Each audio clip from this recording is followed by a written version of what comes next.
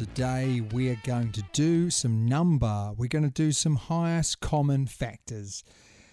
If you know what factors are, then happy days. If you don't know what factors are, we're going to go over that as well. And it's very, very simple. The highest common factor is a different way, or HCF is a different way of saying highest common factor. So, a common factor is a factor that is shared by two or more numbers. For example, a common factor of 8 and 10 is 2.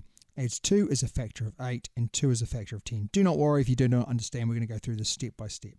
The highest common factor is found by finding all the common factors of the two numbers and selecting the largest one, this BBC bite size. So we're looking for factors. If you don't know what factors are, we're going to go through those now. So if you do know this, then pause the video, give it a go. If you don't, then just watch and learn.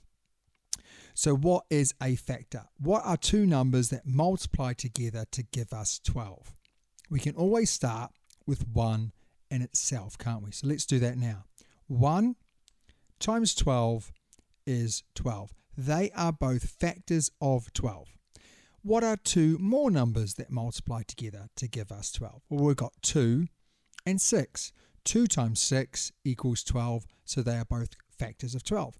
And there is two more, which is 3 times 4. 3 times 4 is 12, so they are also factors of 12. And then we're finished, because we've met in the middle. We can see there that we've got 3 and 4. We can't find a number that goes in between that. Remember, we've got to work with whole numbers as well. So now I'd like you definitely to have a think about a 15. I was going to say 18. I thought 18 was going to come up there. Write down the factors of 15. Come back and see if you've got them correct. So first things first, we're going to go 1 times 15. They're definitely factors because they multiply together to give us 15. What else have we got? We've got 3 and 5, don't we? 3 times 5 gives us 15, and we don't have any more. We've got 4 times nothing gives us 15. So last but not least, before we move on to the highest common factor, let's write down all the factors of 40. Our starting point is 1 times 40. Then we've got 2 times 20. We've got 4 times 10.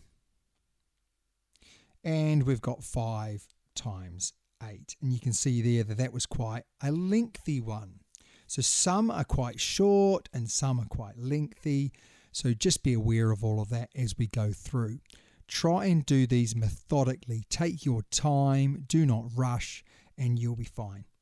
So now we're going to look at how to find the highest common factor. So all we do very simply is we find the factors of 15 and the factors of 40, and we separate them like we did on our last question. I'm going to do the first one for you, and then it's going to be your turn to do the next one. So just watch here. I'm going to find the factors of 15 for a start. So 1 and 15. 3 and 5. Then we're going to find the factors of 40. 1 and 40. 2 and 20. 4 and 10. 5 and 8.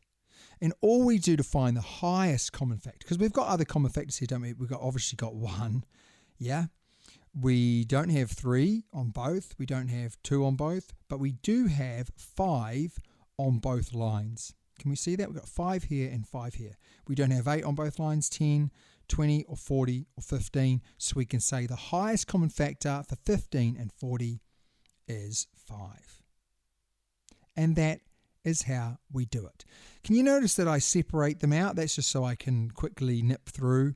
And there will always be a little gap in there, which helps us just to separate them out and make it easy to see what's right and what's not right. So now definitely I want you to give this next one a go. Find the highest common factor for 8 and 12. Remember, find the factors of 8, find the factors of 12, and then find the highest common factor that you find in both lines. Pause the video, give it a go, come back and see if you've got it correct. So let's start with 8. 1 times 8 and 2 times 4.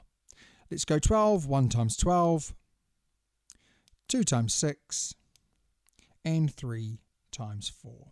And the highest number that is common in both lines is 4. Hopefully you are like, yeah, easy peasy lemon squeezy, sir, because it is time for the quiz.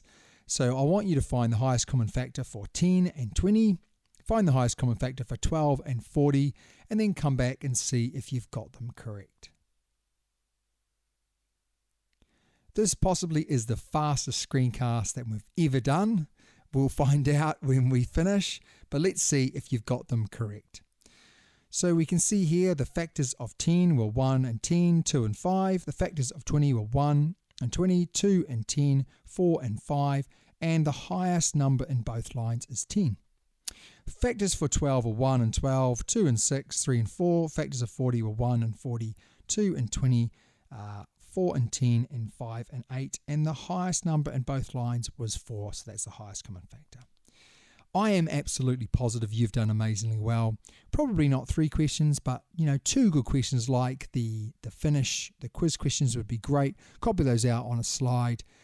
Hopefully, as I say, you've done amazingly. You feel a little bit more confident and you feel you're getting better and better at maths every day. But as always, it's been a privilege helping you with your maths. Enjoy the rest of your day or evening.